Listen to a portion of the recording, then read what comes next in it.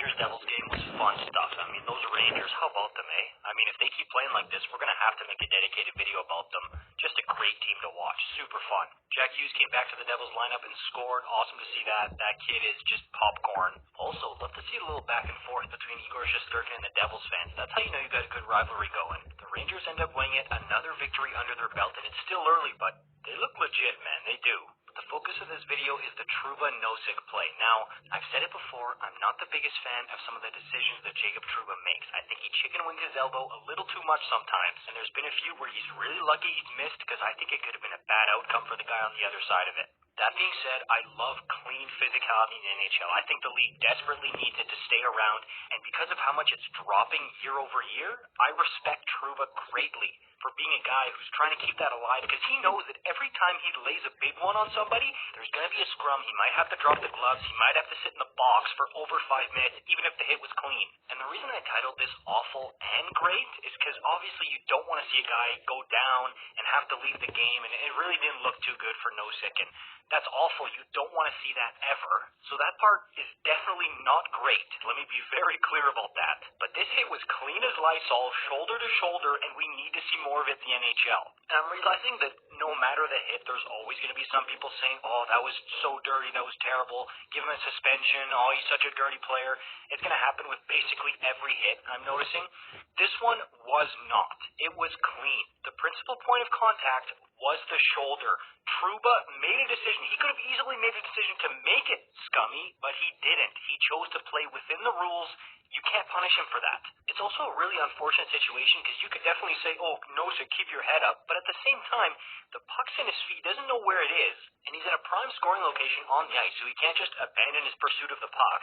So look, I totally understand the head on a swivel thing. I agree with it. That's how you keep yourself safe. You keep your head on a swivel, keep your head up. But I also understand why Nosek was in that position. And look, I know you slow it down, watch it in like ultra slow motion, but in real time, this happened in like the snap of a finger. It was really quick.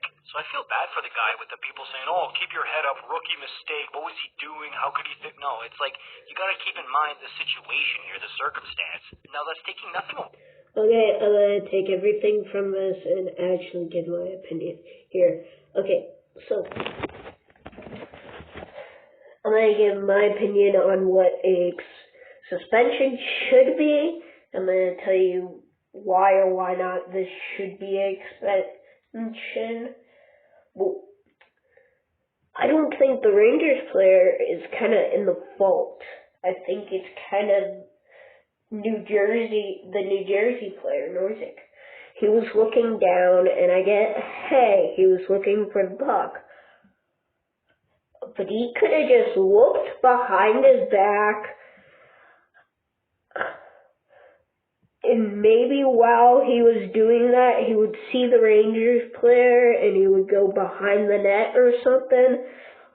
But yeah, I think this can be only on the Rangers player.